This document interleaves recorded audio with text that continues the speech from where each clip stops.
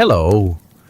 Today we will travel back to the time when the whole world was engulfed in fire and fear, to the times of World War II. But we will not be talking about generals and battles, but about ordinary people, about those who lived, survived, lost, and hoped. We will learn what people ate during the war, how they hid during the bombings, what they replaced everyday things with, and how they coped with the horrors that became part of everyday life. This will not be a story about the front, but about life, difficult, real, and at the same time full of strength and hope. Let's dive into it together. The Thunder War does not begin instantly like a blow. It penetrates life gradually, first in the news, then in thoughts, and then in food, in behavior, in the atmosphere. But for millions of people around the world, the morning of war nevertheless came suddenly. It brought not only gunshots and marching steps, it destroyed the familiar world. In the late 1930s, residents of cities and villages across Europe, Asia, and parts of Africa lived in the shadow of the atmosphere. Radios often sounded with anxious voices of announcers. Newspapers increasingly wrote about accidents, viruses, invasions. In shops, you could hear old people reminiscing about the Great War of 20 years ago, hoping that such a thing would not happen again. But it did. When Germany invaded Poland on September 1st, 1939, everything changed for Polish families in one day. The inhabitants of Warsaw woke up to a storm of airplanes and explosions. The streets were filled with running, strong people. Someone was carrying a child, someone a suitcase, someone an old man. Houses crumbled into dust, shops closed, and schools became hospitals. The first weeks of the war were chaos. In the border villages of Poland, Lithuania, and the Ukrainian economy, people tried to hide in the forests, in cellars, in churches, but their clothes found them. Soldiers went into houses, took care of the huts, took food, sometimes even cattle. Women hurriedly hid food under the floors and in dung heaps. Men looked towards the horizon, not from fear, but from helplessness. In France, in the first months of the war, during the so-called phony war, life seemed frozen. People continued to go to work, buy bread, leave their children at school, but everyone waited. There was expectation in the air. Every night the window was then removed with black cloth, paper, paint. The radio was playing softer. Letter boxes were receiving letters from the front, anxious, but still full of hope. In Great Britain, large-scale preparations are being made. Families in London show off gas masks. Millions of children were sent from the cities to the countryside, to strangers, just to ensure the appropriate bombing. Mothers said goodbye to their sons, as if they were seeing them off to another world. Many never opened them again. In the USSR, until June 1941, the war felt like something far away, although the country was already fighting in Finland and annexing the Baltic republics. But when Germany attacked on June 22nd, the first to suffer were the border villages and cities, Brest, Minsk, Kiev. People abandoned their homes in panic, walked east, drove cattle, carrying children in their arms. Women closed their doors without locks because they knew nothing about what would happen. Most likely, there would be nowhere to go. The roads were clogged with carts, wagons, pedestrians. Enemy planes hummed overhead. Sometimes they planned to drop bombs on columns. Military garrisons fought to the last, but civilians could not defend themselves. And a new life began, under occupation, in fear, with hunger. The first shootings, the first executions, the first bans. The Germans hung up notices for harboring criminals, death. For helping partisans, death. For refusing to work, death. In the villages of Ukraine and Belarus, peasants tried to save at least part of the harvest. The occupiers confiscated grain, hay, cattle. People hid food in wells, in double walls, under icons. They fried cakes from dried grass and bark. They boiled water twice, fearing infection. Hospitals did not work. The medicines were either taken away or they rotted. Help was provided by healers, midwives, those who at least had some knowledge of herbs. In Asia, especially in China, the war dragged on since 1937, but by the beginning of the 1940s, everything became even more terrible. The Japanese army organized punitive operations. Villages were burned down entirely. Women were forcibly taken away for the needs of the army. Men were either killed or mobilized. Refugees went to the west of China, deep into the country. They carried children, flour, dishes on their backs. People spent the night in the open air, died of disease and hunger. In the cities, even those that had not yet been bombed, another form of war began, psychological. People were in constant fear for their son who had been taken to the front, for their husband who had volunteered, for themselves. The shops were empty. Speculators appeared on the market. An egg was as enterprising as a whole meal. Potatoes were worth their weight in gold. Those who lived in communal apartments now hid supplies from their neighbors. Stealing became the norm, not out of malice, but out of hunger. The mail began to look for contact with relatives.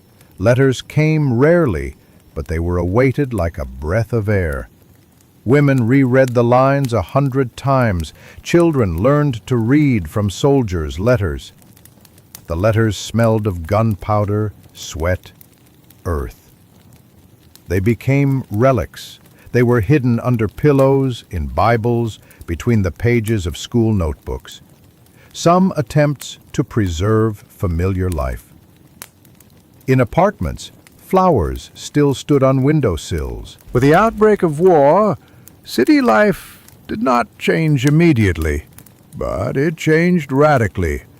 The streets were still full of people, but their steps became more cautious, their conversations quieter, their eyes more anxious. People continued to go to work, stand in lines, write letters, but there was a sense of restrained panic in the air, as if the entire city was walking on ice that could crack at any second. Cities had to submit to the new order. The first change was blackouts. At night, all windows had to be tightly closed, with black paper, curtains, blankets. Any source of light was considered a target. If a window was lit somewhere, a neighbor could knock on the door, and a patrol could issue a fine, or even arrest you. The streets were plunged into darkness. Only rare streetlights, protected by metal casings, cast a dim light on the sidewalks.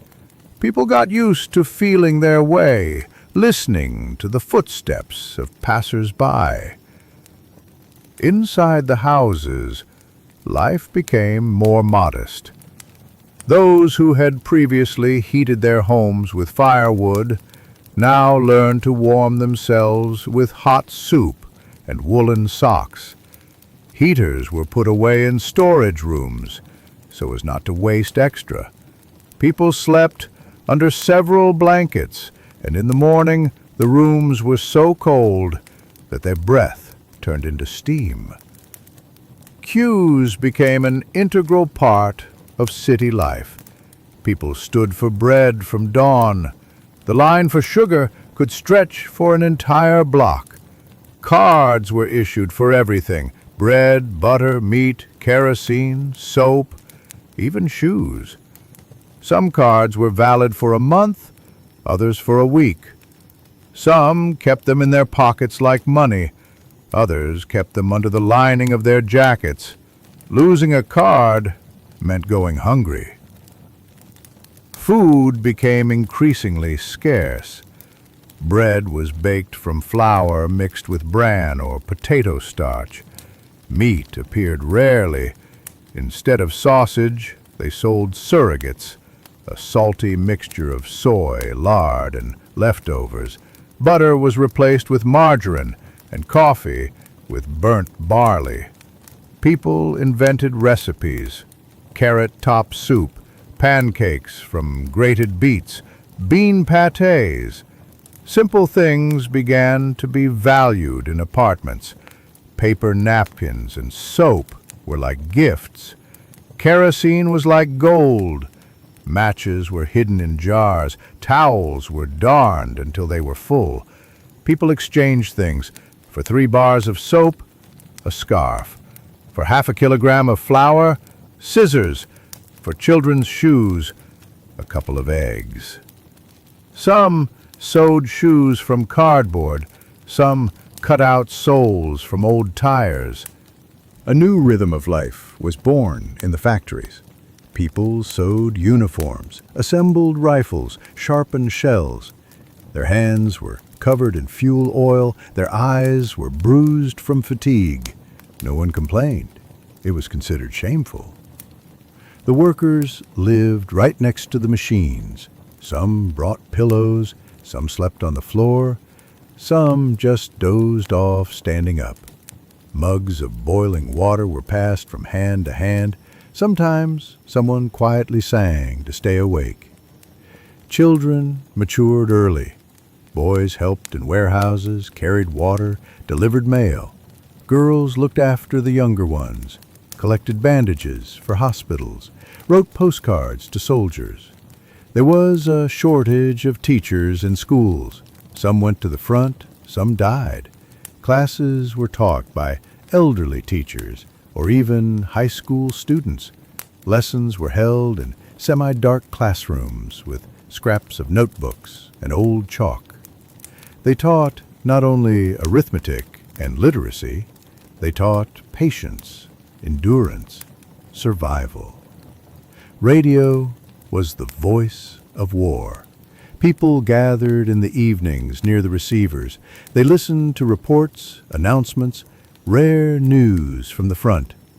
When the announcer said, "Our troops have repelled the attack," the entire entryway froze. But more often they heard the names of the dead.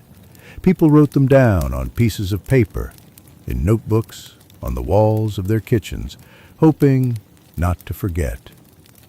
Letters from the front were the most precious thing in the house. They were brought by the postman with a red bag.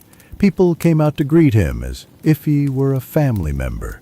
Sometimes he walked by, and my heart sank. Sometimes he stopped, and everything froze. The triangles were covered in small letters: alive, safe, holding on. The soldiers wrote with pencils, on wrappers, on scraps. Sometimes there were no words in the letters, only a drawn heart, a child's hand, a cross.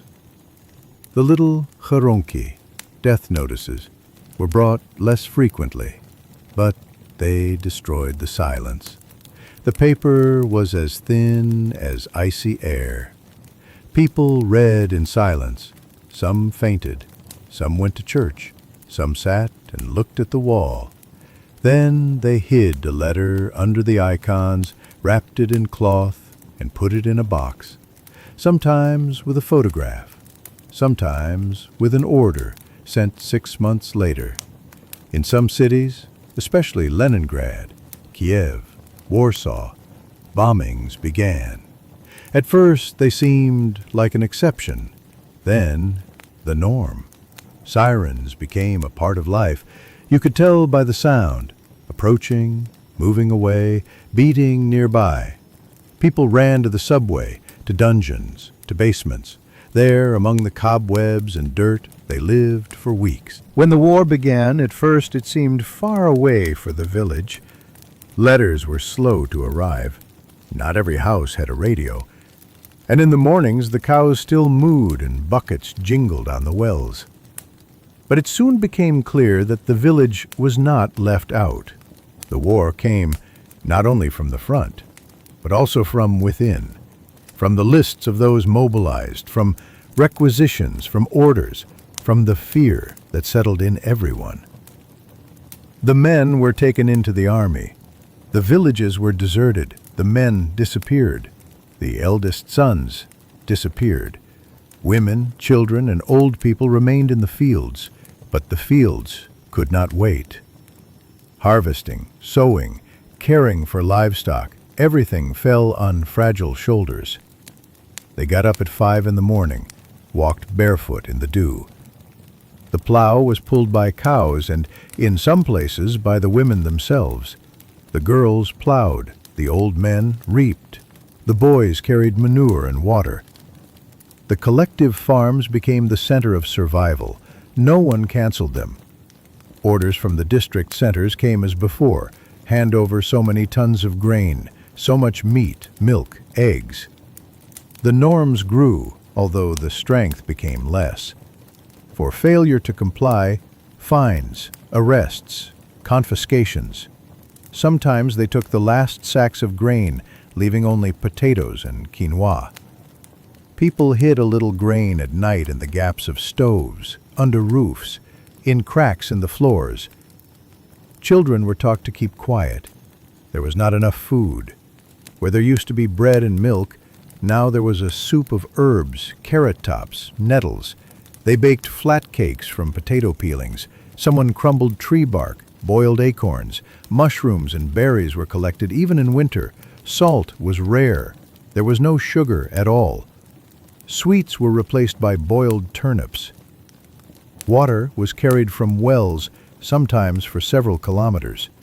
Some people's wells dried up. They drank from swamps. Children went barefoot in summer, in winter in footcloths sewn from sacks and old quilted jackets. Shoes were shared between houses. They went to school in turns wearing the same felt boots. The work was continuous. In the fall, they gathered the harvest, looking back so that they wouldn't take it away.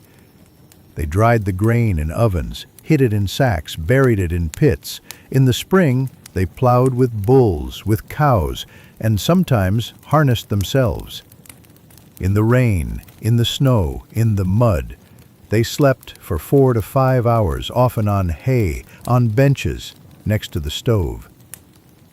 Children were put in potato boxes, insulated with rags. Schools were open, but there were not enough teachers. The lessons were taught by those who could read. The lessons were held in cold huts, without paper or ink. They wrote with charcoal on birch bark or chalk. Schools were open. There were not enough teachers. The lessons were given by those who could read. The lessons were held in cold huts, without paper or ink. They wrote with charcoal on birch bark or with chalk on broken boards. There were no textbooks. Older students taught younger ones, but they taught not only science, they taught them to be patient, silent, and steadfast. Letters from the front rarely arrived. The whole yard read them. If someone couldn't read, they asked their neighbors. Sometimes a letter was passed from house to house, read aloud by the stove. If a death notice arrived, the bells began to ring. People came running. They cried quietly. They stood silently, with their heads down. Then they went to relatives, brought bread, the candle, a warm shawl. The occupation began in some villages, especially in Belarus, Ukraine, and Western Russia. At first the Germans came with orders, hand over cattle, grain, hay, then with whips. then with fire. For the slightest resistance, they burned houses. For finding a rifle, they shot. For helping the partisans, they hanged on the main street. People were afraid, but they kept quiet. They secretly passed bread to the partisans, hid the wounded. They dug holes under the floors, camouflaged loopholes, dug dugouts. Sometimes the whole village knew where a wounded soldier was lying, and everyone was silent, even the children, even babies who were taught to cry only into their pillows. The partisans became part of village life. At night they came for food, for clothes, for news. Sometimes they brought in the body of a dead comrade to be buried. Women treated them, hid them, sewed clothes. Old people sent messages. Children were scouts. They watched the roads, counted cars, listened to the conversations of the Germans. They were called little soldiers. Sometimes they were burned alive along with their houses. Hospitals were rare. There were almost no doctors left.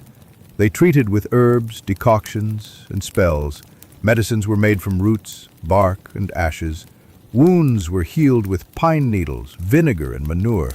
Women became midwives, chiropractors, and healers. They not only took care of the household, but also bore all the human pain. Winters were especially hard. There was not always anything to heat the stoves with. First they burned wood, then furniture, then books, then straw. People slept fully dressed under sheepskin coats, hugging each other. They cooked on fires in the yard and ate every other day. They cut up livestock piece by piece so that they would not be noticed.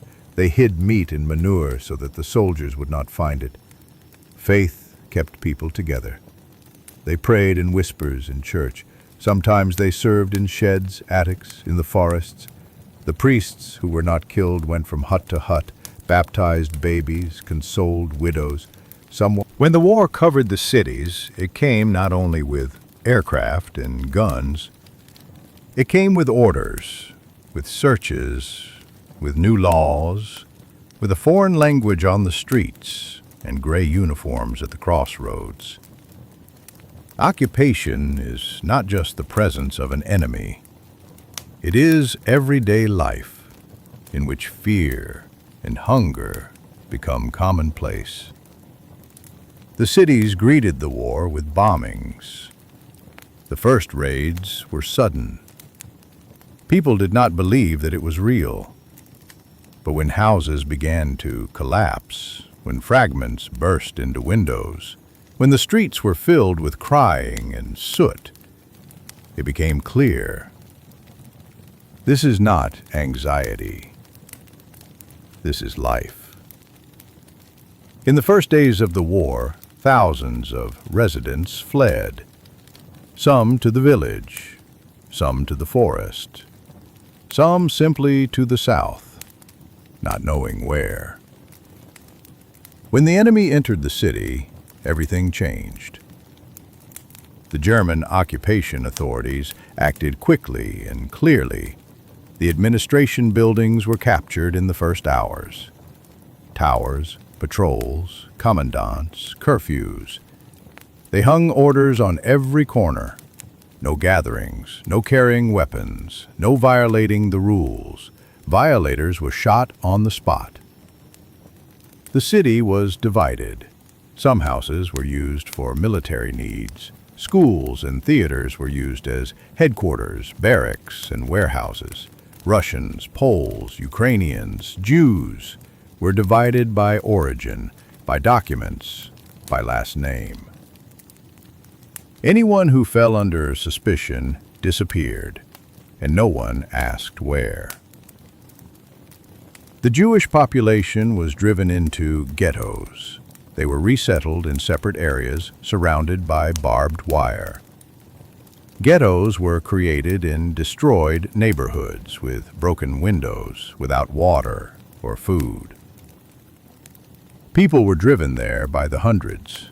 They were given 3 to 4 meters per family. Old people were laid on the floor, children in attics. Diseases spread quickly. People died of hunger, typhus, and cold. In the ghetto, every day was a struggle for food. They gave 100 to 200 grams of bread a day. More often than not, nothing at all. People ate onion peel, boiled shoes, caught rats. Those who could took something from factories, exchanged things for food. Trade took place through cracks in the fences. Boys crawled under the boards, carried cereals in their pockets. For this, they could be shot. Outside the ghetto walls, life was different, but not easier. Those who did not end up in the ghetto were under constant surveillance. Everyone was forced to work.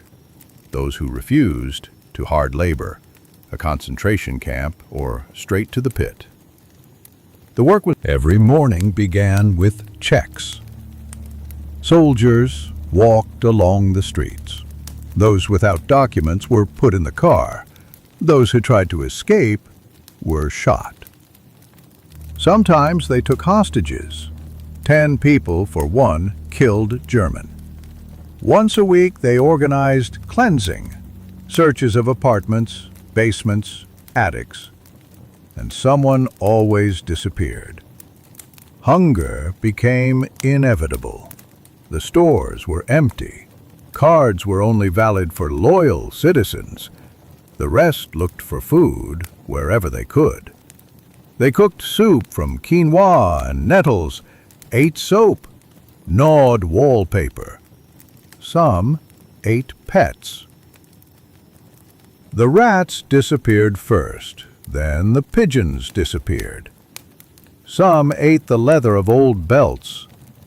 Clothes grew thinner. People wore coats made of burlap, darned mittens with threads from bedsheets. Women sewed shoes for themselves from tires and the leather of old chairs. Children had their boots made from wrapped newspapers and foot wraps. On cold days, ghost-like figures walked around the city, wrapped in shawls, blankets, and sacks. The winter was especially hard. The fuel had disappeared. There was no heating. People slept in their clothes without undressing for weeks. They heated the stove with paper, if there was one. Furniture was used, chairs, tables, frames. Children shivered from the cold. Adults suffered from pneumonia. Colds could be fatal. There were no medicines. The clinics were closed. The hospitals were overcrowded. The dead were not buried. There was no time. The cities became empty. People moved silently, with their eyes downcast. They spoke in whispers. Rare sounds, the footsteps of soldiers, the barking of dogs, shots, sometimes a scream. Sometimes music, if there was a German party. These sounds seemed alien, almost unreal. Some began to cooperate. These were traitors, policemen, informers, assistants of the occupation authorities. For food, for housing, for safety. They were not loved, but feared. They knew who was hiding where, who said what. Sometimes they were former neighbors, sometimes friends. Their children went to German schools, ate butter, wore shoes. They were despised in silence. After the war, there will be a separate conversation with them. But there were others, those who resisted, who hid Jews, partisans, fugitives in basements, who left bread at the ghetto doors at night, who passed on news, risked their lives, printed leaflets. When the war came to the earth, the first ones who did not understand it were children. They watched adults change their expressions, things disappear from houses, windows get boarded up, and they did not know why Mom was crying by the radio, why Dad went on the train and did not return, Why now you have to walk quietly and without shouting in the streets. For children, the war began with losses. Fathers were called up to the army. Some of them managed to say goodbye. Some left at night so as not to frighten. Some disappeared without a trace. Prisoners, dead, without news. Mothers hid their tears, but children felt that something was gone and would not return. Those who were older tried to become men in the house, carried water, dug the garden. Those who were younger simply waited. The first blow to childhood was evacuation. Hundreds of thousands of children were loaded onto trains and sent to the rear, without parents. According to lists, what they had on with bundles in their hands. The cars were freight cars, no windows, no benches. The children slept on the floor, ate what they were given. They cried. They looked for their relatives. Some fell ill on the way and died. The cars were stopped. The bodies were carried out. The train moved on. The evacuated children ended up in strange villages, cities, camps. They were distributed among families, orphanages, collective farms. They were not always expected there. They were not always welcomed there. Some ended up with kind people, others with indifferent people, and some with cruel people. They were taught to work, clean, milk cows, carry firewood, guard sheep. They were not spoken to kind words. They were not asked where they were from. The main thing was to be useful. In orphanages, there was poverty. One blanket for 3, a bowl of soup without meat, clothes from scraps. Many had neither a family name nor a past. They were taught to read and dig at the same time. Some wrote letters to the front, not knowing if any of their loved ones were alive. The letters went nowhere. No answers came. Orphans became commonplace. They wandered around stations, markets, ashes. They looked for food, begged for alms. They were often beaten, driven away. Some formed gangs. They stole, robbed. They were called street children, and many ended up in colonies. But before stealing a loaf of bread, they lived for weeks on peels, on crusts in the snow. The children who remained in the cities lived in fear and hunger. In the occupied zones, they saw executions, heard shots, hid in basements. Many of them worked, cleared snow, loaded coal, repaired roads, even 6-year-olds. The children lived on rumors. Someone said, "Ours are already near Berlin." Someone heard, "The Germans are advancing again." They drew tanks, dug anti-tank ditches with sticks. They played fascists and ours, but without laughing, because they understood that this was not a game. Because in the yard, there was a boy whose mother had died, and another's father had not returned, and a third one was no longer playing. He was lying in the cemetery next to the adults. Sometimes the war retreated. For a few days, they brought humanitarian aid. They gave candy, a lump of sugar. A frontline soldier with an accordion came to the village. They sang songs. Girls braided their hair. Boys ran barefoot. Someone brought a real newspaper, and they read it out loud several times. But after a day or two, everything returned. Anxiety, hunger, cold. Letters from the front were rare. If they came, the whole family would read them. The children remembered every word. Then they would keep these letters for a long time under their pillow, in their boots, behind the icon. Sometimes there were no letters. Then they would write themselves, "Daddy, I'm carrying water, helping Mommy. I'm not crying. Come back." And they believed that Dad was reading. Some children became heroes. Teenagers fought with weapons, in reconnaissance, in partisan detachments. Girls helped the wounded, passed on information.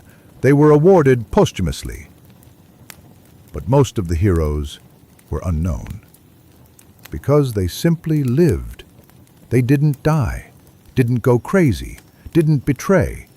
They warmed themselves by the stove, ate crusts, sat next to their mothers, and believed that someday everything would end. Death nearby became commonplace. Burying a brother, sister, friend became part of life. There was no time to cry. It was necessary to go for water, for firewood, for food. Sometimes the children were silent for weeks. Sometimes they started talking too early. Their gaze was older than their age.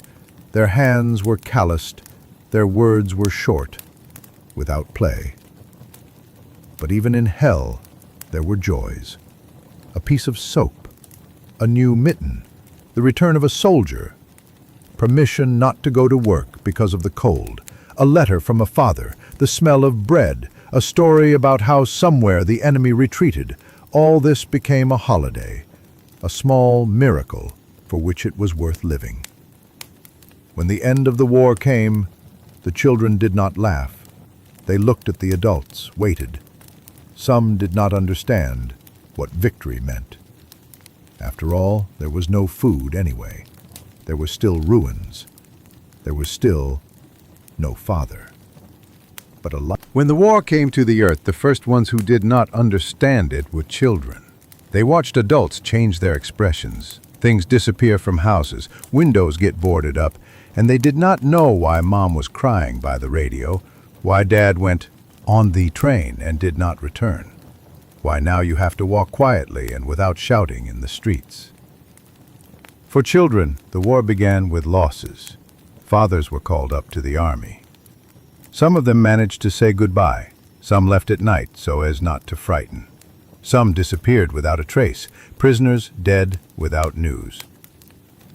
Mothers hid their tears, but children felt that something was gone and would not return. Those who were older tried to become men in the house, carried water, dug the garden. Those who were younger simply waited. The first blow to childhood was evacuation. Hundreds of thousands of children were loaded onto trains and sent to the rear without parents, according to lists, what they had on with bundles in their hands. The cars were freight cars, no windows, no benches. The children slept on the floor, ate what they were given. They cried, they looked for their relatives. Some fell ill on the way and died. The cars were stopped, the bodies were carried out, the train moved on. The evacuated children ended up in strange villages, cities, camps. They were distributed among families, orphanages, collective farms. They were not always expected there. They were not always welcomed there. Some ended up with kind people, others with indifferent people, and some with cruel people.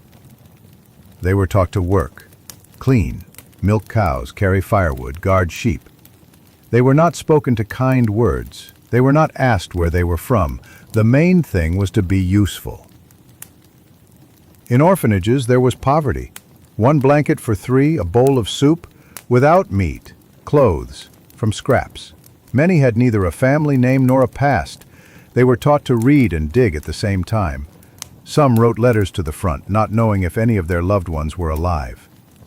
The letters went nowhere. No answers came. Orphans became commonplace. They wandered around stations, markets, ashes. They looked for food, begged for alms. They were often beaten, driven away. Some formed gangs. They stole, robbed. They were called street children, and many ended up in colonies. But before stealing a loaf of bread, they lived for weeks on peels, on crusts in the snow. The children who remained in the cities lived in fear and hunger. In the occupied zones, they saw executions, heard shots, hid in basements. Many of them worked, cleared snow, loaded coal, repaired roads. Even 6-year-olds carried bricks. In the ghetto, children were the first to die. They were not fed. They were shot. They disappeared into the crowd, into the pits, into the numbers. She had to do everything herself. A woman is a mother, a father, a caregiver. a carpenter, and a nurse. If a child is sick, she treats him. If the roof is leaking, she patches him. If she needs to bury him, she digs. There was no time to cry. No one would help in tears. There were children nearby, and that meant she had to hold on. Many lived in fear for letters from the front. Letters came rarely. Some were short, alive, safe, waiting. Some were long awaited. But sometimes notifications came. Your husband died a hero's death. And then the heart sank. Women did not scream. They sat on a stool and were silent. And then they went. To the field, to the machine, to the child, because life did not stop. Widows survived as best they could. There were more and more of them, young, beautiful, with babies in their arms, and with empty eyes. They lost not only their husbands, but also support, hope, meaning. Some withdrew. Some went to work several shifts. Some looked for new connections to survive. They were condemned. But no one knew what was behind it. Hunger, humiliation, helplessness. Some women went to the front as volunteers. Nurses, signalers, snipers, scouts. They carried the wounded under bullets, laid cables in the mud, shot, lost girlfriends. But even at the front, in the trenches, they were required to be feminine. Sometimes they were not respected, sometimes they were raped. But they did not retreat because they considered it their duty. In the cities, women fought for everyday life, for warmth, for water, for soap, for light. Everything disappeared. They had to wrap the windows with blankets, boil linen in a bucket, heat with firewood from broken closets. Clothes were remade from old men's overcoats. Shoes were made from rags and leather. Women learned to make things, to repair, to invent, to improvise. Many suffered from violence. In the occupied territories, women were victims of soldiers. In some villages, they raped everyone, from girls to grandmothers. Then they shot. Some remained alive but could not speak. After the war, they kept silent about this for decades because shame was stronger than justice. Because in the eyes of society, the guilt fell on them. Female friendship saved. Neighbors, colleagues, girlfriends stuck together.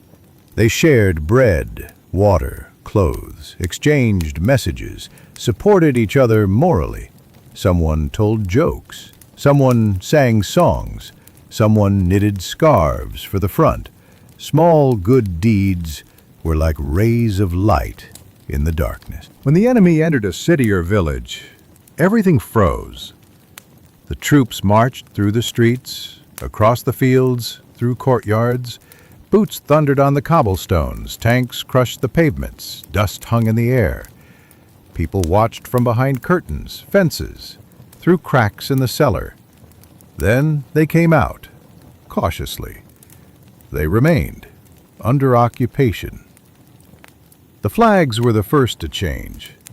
The old ones, torn down, burned, ripped out at the roots. In their place rose new ones, foreign, hostile, frightening. On administration buildings, on schools, at train stations.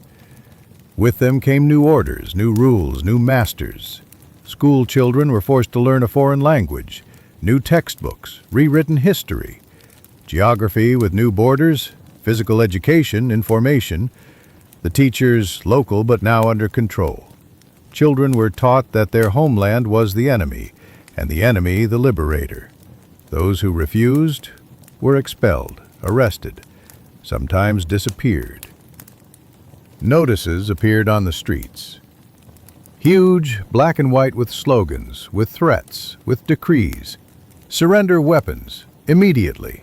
Helping partisans, punishable by execution.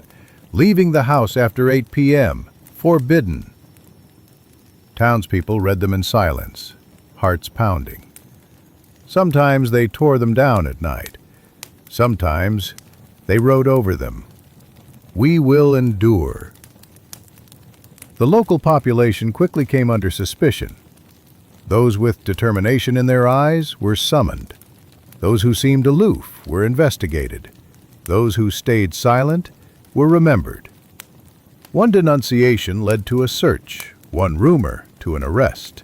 A piece of bread passed to the forest meant death. Food vanished. The occupiers seized supplies, grain, livestock, canned goods, stored in warehouses, shipped away by train. People were left with crumbs. At the market, everything was expensive. Bread by ration cards. Butter, a luxury. Sugar, a myth. Many had to go to the forest for mushrooms, wild herbs, pine cones. They ate anything that didn't kill instantly. Barter began. A bar of soap for a sack of potatoes, a pair of boots for a glass of flour, a gold ring for a liter of milk.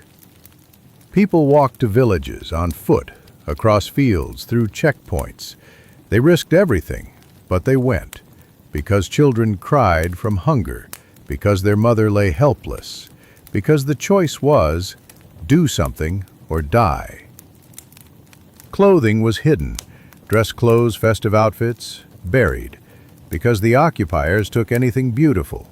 Jewelry ripped from ears, jackets pulled from shoulders, shoes snatched away. People wore rags, disguised themselves as paupers, not to stand out, not to be remembered. Women feared the night, when the men were taken for forced labor, for execution, for intimidation, for the slightest suspicion, for a mustache, for a glance, for silence. In the city, arrest. In the village, tied to a cart and dragged away. Wives didn't know if they'd return. Mothers didn't know if they were alive. And every night they listened for footsteps. Any footsteps, just not soldiers. Partisans became the ghosts of the forest, unseen, yet everyone knew they were near. They blew up bridges, attacked convoys, avenged. Locals helped, some out of conviction, some out of duty, some out of fear. Sometimes it was just a piece of bread in a furrow, sometimes a wounded man hidden in a barn. It cost lives. For aiding partisans, the punishment was public. First interrogation, then screams, then execution in the square, or hanging with a sign for betrayal. Children were placed in the front row, so they'd remember, so they'd fear. Sometimes whole families were killed for a single piece of bread. But even under threat, resistance lived. People wrote leaflets, passed on reports, shared radios. In schools, they taught real history, whispering in basements in the evenings. Sometimes they led double lives, by day obedient, by night messengers. They were called invisible fighters. Rumors circulated in the cities. Some said the army was near, others that the city would be leveled. Some hoped, others feared. Some trusted newspapers, others clandestine broadcasts. Faith passed from person to person. Sometimes one phrase kept an entire building going. Ours are advancing. Bombs fell without warning, sometimes on warehouses, sometimes mistakenly on homes. People rushed to basements, clung to the walls, listened to the plaster crumbling. Then they emerged and saw the street was gone. Dust, debris, screams. Someone searched for a mother, someone for a child, someone found no one at all. Religion became a quiet refuge. Even though churches were raided, even though priests were taken away, people still came. They prayed in whispers, lit candles made of lard, hid icons, believed, even if no one could answer the question, where is God? Because if you stopped believing, you went mad. The elders tried to preserve humanity. They taught children words of kindness, told fairy tales, made soup. When the war began, children didn't yet understand what fear was. They saw adults packing, mothers crying, fathers leaving with backpacks, and thought it was something temporary, that everything would soon return to normal. But day by day, it became clearer. Their childhood had vanished without a trace. Children's laughter became rare. It was still heard in basements, dugouts, by fires, but more often it was replaced by screams, crying, or heavy silence. Adults didn't explain everything, but the children felt it all. Through empty pots, the dead silence of evenings, the look in a mother's eyes as she boiled water with not a grain in it. Toys disappeared. Instead of teddy bears, stones. Instead of toy soldiers, shards of debris. They made rifles from sticks, figures from shell casings. Boys collected fragments, pretended to be scouts, drew tanks on walls. Girls wrapped rag dolls, learned to sew with old needles, made doll beds from boxes. Play became survival. In games, children hid their fear. They invented stories where fathers came back, where bread was warm and whole, where bombs fell on deserts instead of homes. They played at the future they didn't have, at what they lacked, and sometimes what they only saw in dreams. Many children lost their parents, some in a single night, others gradually. First the father vanished, then the mother, or the reverse. They were taken to the front, to camps, or killed. Those who remained were hidden by neighbors, by strangers, or no one. Boys became old men, girls became mothers at 10 years old. Some became children of the forest. They fled cities, hid, lived in dugouts, ruins, woods, in groups, without adults. They searched for food, huddled together for warmth, hunted small animals. Sometimes they stole from soldiers, locals. Sometimes they died of hunger. Shoes were a treasure. They wore grandpa's boots, mother's shoes, oversized ones tied with belts, wrapped in cloth. Sometimes they walked barefoot in snow. To school, if it was open, they went in tire sandals, or didn't go at all because there was no choice, food or school. Many learned to read from newspaper scraps, orders, bulletins, fear, and between the lines, letters. They clung to knowledge, looked for books. One read Pushkin in a half-ruined library. Another read the newspaper aloud in a basement. Another hid a notebook from bombs. Cold was always near, especially in winter. Children huddled under blankets, warmed hands on cats, breathed mist from their mouths. They slept in threes, warmed themselves by stoves with nothing left to burn. Sometimes they lay beside a sibling who'd frozen because the body still gave off warmth. Children were taken, occupied. Older kids became providers.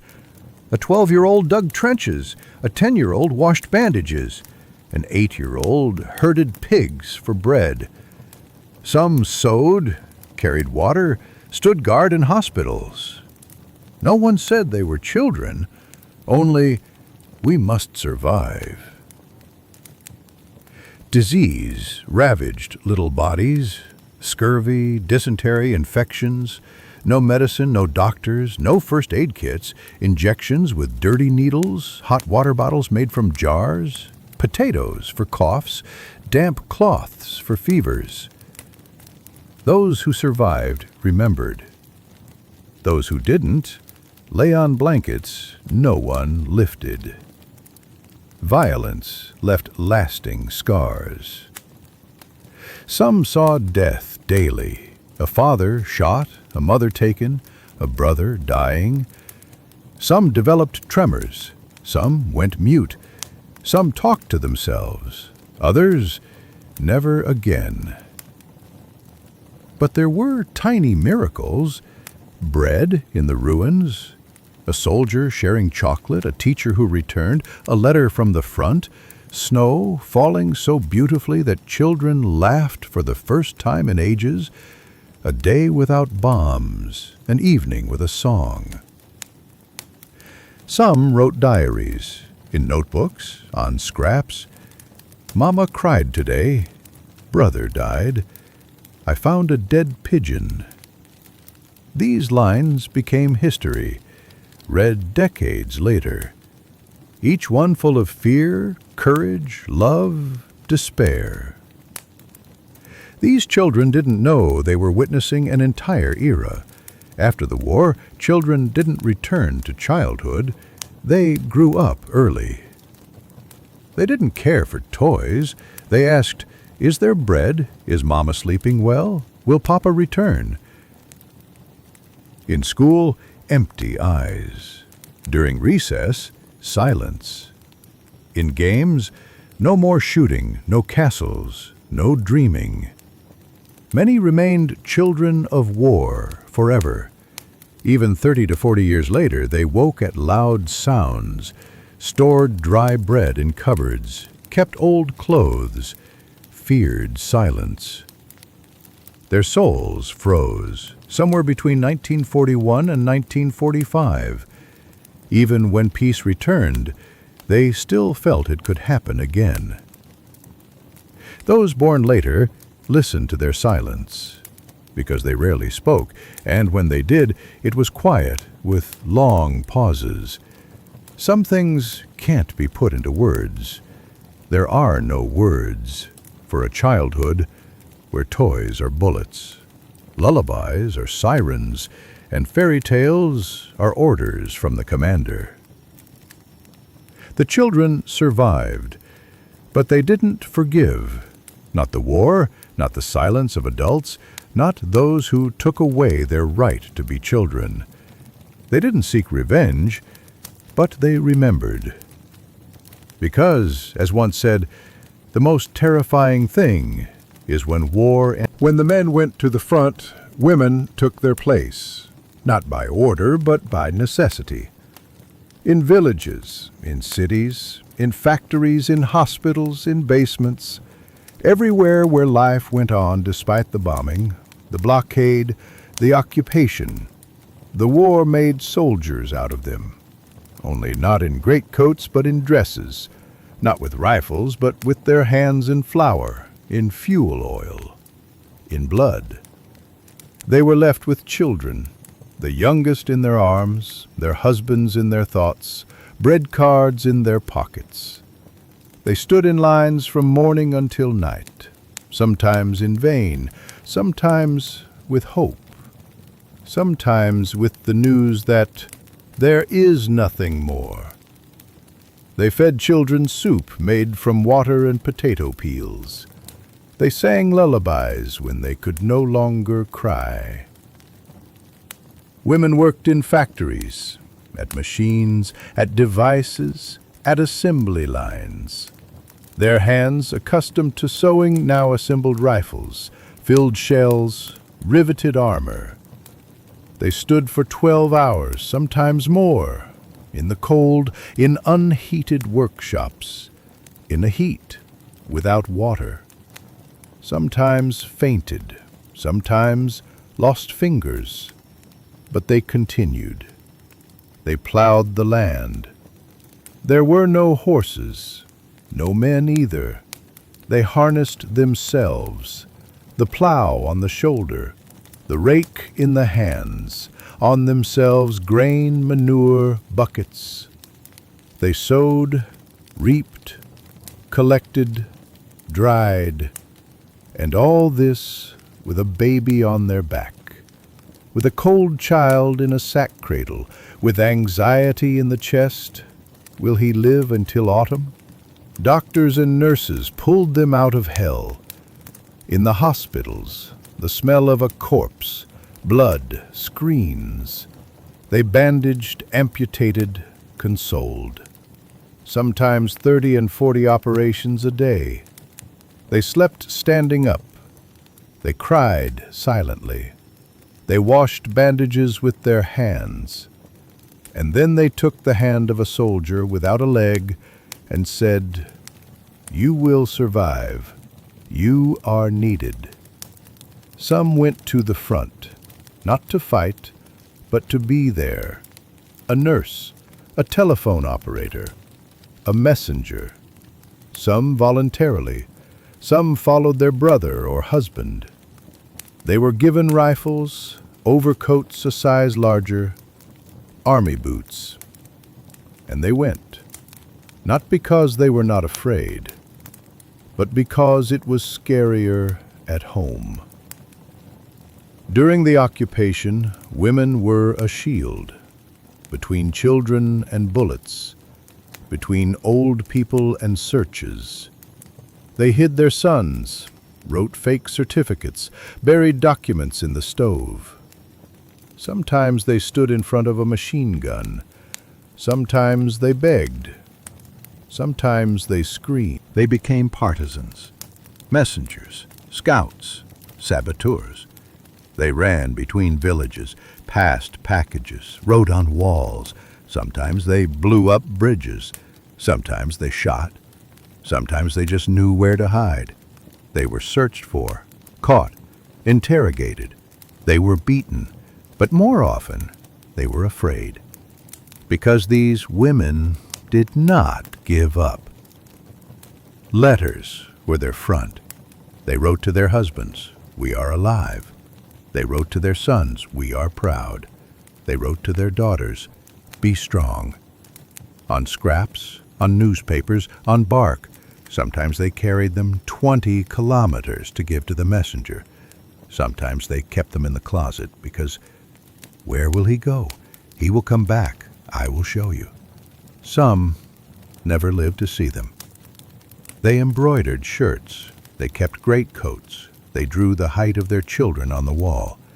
And then they received a death notice. Or nothing. Silence is worse than death. And they still didn't believe it. They said, "He's out there somewhere. He just can't write." They walked to the train station. They waited on the platform. For years. Women buried. Fathers, children, husbands. Sometimes all at once. They didn't scream. They didn't get hysterical. They clasped their hands and dug the earth. They cried at night. And in the morning, they went for water, kneaded dough, and took the children to school. Because they had to live. Because someone had to stay. They hid the pain under a scarf, under dust, under a crust of bread. They didn't complain. They didn't ask. They just kept silent for a long time. Or they would say one thing, "We're alive, and that's it." Because they had everything behind them. A dead brother, a raped sister, a frozen son, a missing husband, a destroyed house, everything. And they were still standing. After the war, they didn't rest. They built cities, raised children. They worked. They were silent. They didn't demand awards. They didn't tell us. Only sometimes they looked out the window when it was raining, or ironed photographs, or wrote on the wall, 1942, winter, we survived. They were the ones who held the country on their shoulders, the sky on their shoulders, bread in their hands, tears of other people's children on their chests. If it weren't for them, there would be nothing, no victory, no life, no tomorrow. But they never said, "This is us." They just did it, because no one but them could. And in museums, their faces are the simplest. tired, soft, with scarves, with pursed lips,